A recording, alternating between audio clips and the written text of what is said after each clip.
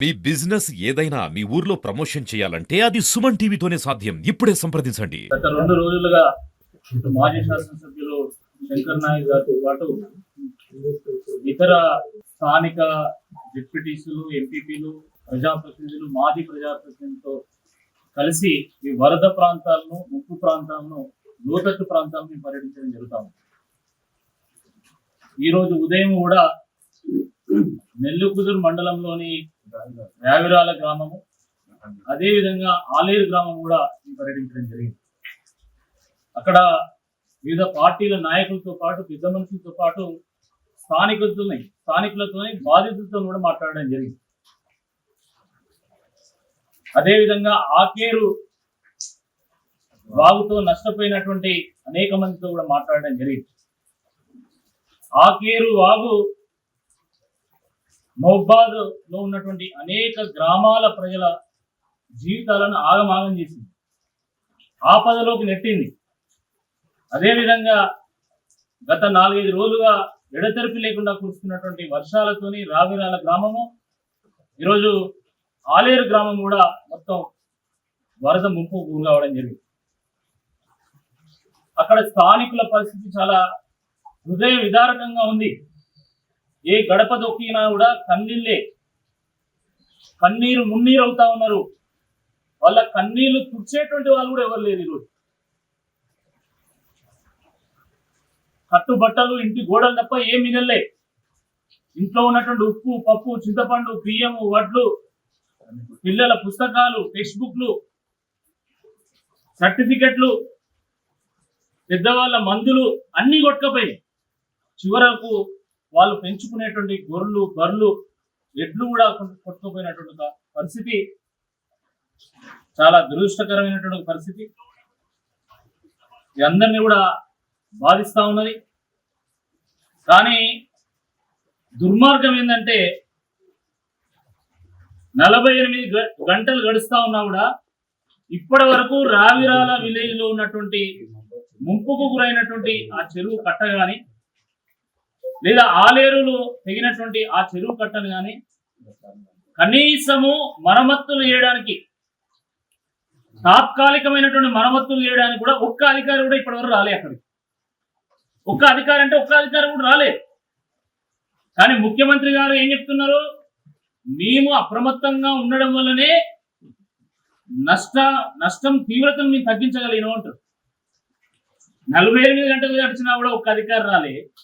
నువ్వు ఎక్కడ అప్రమత్తంగా ఉన్నావు? ఎవరు అలర్ట్ ప్రకటించిండు? ఎవరు ప్రజలను ముంపు ప్రాంతాల నుంచి పక్కకు తరలించాలో ఒకసారి స్పష్టం చేయాల్సిందే ఈ సందర్భంగా కోరుతా ఉన్నాం. ప్రతిపక్ష పార్టీ ఎమ్మెల్యేలు ఎందుకు పర్యటిస్తలేరంటారు. ఈరోజు కేసీఆర్ ఎక్కడ వేయండు, కేటీఆర్ ఎక్కడ వేయండు, వాళ్ళు ఎందుకు పర్యటిస్తలేరంటారు. అసలు ఈయన ముఖ్యమంత్రి అయింది అనేటువంటి విషయం మర్చిపోయింది. అయింది వీళ్ళ ప్రభుత్వం వచ్చిందనేటువంటి విషయం మర్చిపోయిందా? ఇంకా పాపం కేసీఆర్ పర్యటించాలి, కేటీఆర్ పర్యటించాలి, బీఆర్ఎస్ పార్టీ ఎమ్మెల్యేలు స్పందించాలి, బీఆర్ఎస్ నాయకులే స్పందించాలి. మరి అన్ని మేమే చేసినాక మరి నువ్వేం చేస్తావు? నువ్వెందుకు? మరి ఎందుకున్నట్టు పని లేకరా? నేను వేరే రకమైనటువంటి భాషని మాట్లాడలేదు కాబట్టి మాట్లాడతలేను. కానీ మరి అన్ని చేసినాక నువ్వేంది? తెల్లారులు ఇస్తే పాపం ఆయన అదే ఇంకా కేసీఆర్ మాట్లాడపే, కేటీఆర్ మాట్లాడపే. నువ్వు మాట్లాడి చేసింది ఏముంది? ఎకరానికి 10,000. ఏ సన్నకారు చిన్నకారు రైతు, బక్కజిక్కిన రైతుని అడిగినా కూడా నువ్వు చెప్తున్నది ఏంటంటే ఎకరానికి కనీసం 30,000 పెట్టుబడి ఇప్పటికే పెట్టినావు అంటున్నావు. నువ్వు ఇచ్చే 10,000 ఏ ముక్కలు పెట్టాలి, ఎవరు ముక్కలు పెట్టాలి? ఏమన్నా అర్థం ఉందా? పాక్షికంగా డ్యామేజ్ అయితే 5,000 వేస్తారట. పాక్షికంగా డ్యామేజ్ అవ్వడింది, ఫుల్ డ్యామేజ్ అవ్వడింది ఒకసారి స్పష్టం చేయాలి. తర్వాత ఇల్లు కూలిపోయినాయి చాలా చోట్ల. వాళ్ళ పరిస్థితి ఏంది? మీరు సీతారాం నాయక్ గూడెం సంబంధించినటువంటి తండాకు సంబంధించినటువంటి వాళ్ళకి ఇల్లు కట్టిస్తా అన్నారు. సరే, సంతోషం. మిగతా చోట్ల పరిస్థితి ఏంది? కేవలము అక్కడనే కాదు, రావిరాల గ్రామంలో ఎన్ని ఇళ్ళు అన్నా శంకర్ నాయక్ గారిని పట్టుకొని ఏడ్చిండు వాళ్ళు. మరి వాళ్ళ పరిస్థితి ఏంది? ఈరోజు ఓరుగల్లు ఉమ్మడి జిల్లా వ్యాప్తంగా అనేక చోట్ల ఇళ్ళు కూలిపోయినాయి, కాంపౌండ్ వాళ్ళు కూలిపోయినాయి. వాటికి ఏమి ఇస్తారు? గొర్రెలు కొట్టుకపోయినాయి, వాటికి ఏమి ఇస్తారు? వాటి గురించి ఎక్కడా మాట్లాడలేదు. వాటి గురించి ఒక్క మాట కూడా మాట్లాడకుండా ఆయన వెళ్ళిపోయాడు. చాలా దురదృష్టకరం. మేము డిమాండ్ చేస్తా ఉన్నాం, చనిపోయిన ప్రతి కుటుంబానికి 25 లక్షల రూపాయలు ఎక్స్గ్రేషియా చెల్లించాలా. అదేవిధంగా ఇల్లు ఊలిపోతే 5 లక్షల రూపాయలు చెల్లించాలి. పాక్షికంగా డ్యామేజ్ అయినటువంటి ఇళ్లకు కనీసం 2 లక్షల రూపాయలు చెల్లించాలా. మరి బుక్స్ నానినటువంటి పిల్లలకు ఉచితంగా పాఠ్య పుస్తకాలతో పాటు నోట్ బుక్స్ కూడా ప్రభుత్వ పాఠశాలల్లో, ప్రైవేట్ పాఠశాలల్లో ఉచితంగా పంపిణీ చేయాలా. మానవతా దృక్పథంతో మరి 2 నెలలకు కావాల్సినటువంటి సరుకులను కూడా ఉచితంగా వాళ్ళకు పంపిణీ చేయాల్సిందే ఈ సందర్భంగా మేము డిమాండ్ చేస్తున్నాం. ఇంకొక విషయం ఏంటంటే, ఆయన ఏమంటుండు, ప్రతిపక్ష పార్టీ ఎమ్మెల్యేలు పర్యటించాలా, కేసీఆర్ గారు పర్యటించాలి, కేటీఆర్ గారు పర్యటించాలి, హరీష్ రావు గారు పర్యటించాలి. నువ్వు చెప్పాల్సినటువంటి అవసరం లేదు. ఖమ్మంలో మా నాయకులు, నేను కూడా పోయినా ఖమ్మం, అక్కడ పువ్వాడ అజయ్ గారు కానీ, వద్దిరాజు రవిచంద్ర గారు ఎంపీ గారు కానీ, అక్కడ ఉన్నటువంటి స్థానిక నాయకులందరూ కూడా పర్యటిస్తున్నారు, ప్రజలను ఆదుకునేటువంటి ఒక ప్రయత్నం చేస్తా ఉన్నారు. మేము ఇంటింటికి పోతే మమ్మల్ని రిసీవ్ చేసుకొని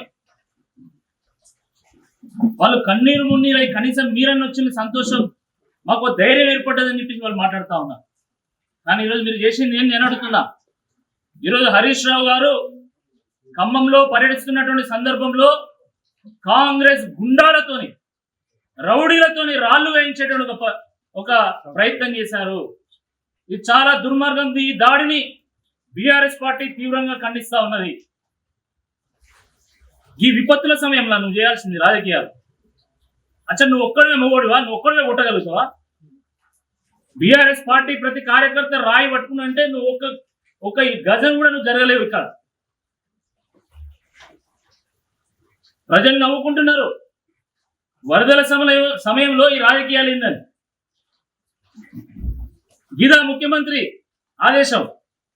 ఇంత దారుణంగా నా కాంగ్రెస్ పార్టీ బిహేవ్ చేసేది ఇదా ప్రజలు కోరుకుంటున్నది? విపత్తుల సమయంలో అధికార పక్షం, మిత్రపక్షం, ప్రతిపక్షం అందరూ కూడా ప్రజల పక్షంగా ఉండాలా. కానీ ప్రతిపక్ష పార్టీ నాయకుల మీద మీరు రాళ్ళేస్తారా?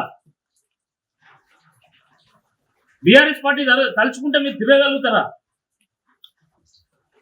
10 ఏళ్ళు ఈ రాష్ట్రాన్ని పరిపాలించినటువంటి పార్టీ, ఈ రాష్ట్రాన్ని సాధించినటువంటి పార్టీ అదే రాళ్ళు తిరిగి కొడితే పరిస్థితి ఏంది? ఇది చాలా దుర్మార్గం, దురదృష్టకరం. ప్రజలు, బీఆర్ఎస్ పార్టీ నాయకులు, కార్యకర్తలు, స్వచ్ఛంద సంస్థల సంబంధించిన నిర్వాహకులు, ఇతర పక్షాల నాయకులు అందరూ కూడా తమ దగ్గర రావాలి, ఎంతో కొంత భరోసాని ఇవ్వాలి, ఎంతో కొంత సహకారం అందించాలని కోరుకుంటున్నటువంటి నేపథ్యంలో నీ గుండాగిరిని ప్రజలే ప్రశ్నిస్తారు, ప్రజలే తరిమి కొడతారని చెప్పి ఈ సందర్భంగా హెచ్చరిస్తా ఉన్నాం. మేము కూడా గతంలో నీ ప్రతిపక్షంలోనూ మేము కూడా వరంగల్లో వరదల్లో తిరిగినాం. కానీ ఇక్కడ కూడా ఎవరు అడ్డుకోలే, ఎవరు కూడా ఈ రకమైనటువంటి ఒక ప్రయత్నం చేయలే. ఇది రాజకీయాల్లో ఈ సాంప్రదాయం మంచిది కాదు అని చెప్పి ఈ సందర్భంగా హెచ్చరిస్తూ మహబూబాద్ ప్రజలకు భరోసానిచ్చే విధంగా ఇటు శంకర్ నాయక్ గారు కానీ ఇంకా మిగతా నాయకులందరూ కూడా ప్రయత్నం చేస్తున్నారు. కార్యకర్తలందరూ కూడా ఈ రాబోయేటువంటి రోజులు మరిన్ని సహాయ కార్యక్రమాలు తప్పకుండా పాల్గొంటారు. మరి అదేవిధంగా అధికారులు కూడా పార్టీలతో నిమిత్తం లేకుండా అందరు బాధితులుగా చూడాలా. వాళ్ళు బీఆర్ఎస్ పార్టీయా, బీజేపీయా, ఇంకో పక్షం అని చూడకుండా అందరినీ కూడా ఆదుకునేటువంటి ప్రయత్నం చేయాల్సిందే ఈ సందర్భంగా మేము విజ్ఞప్తి చేస్తున్నాం.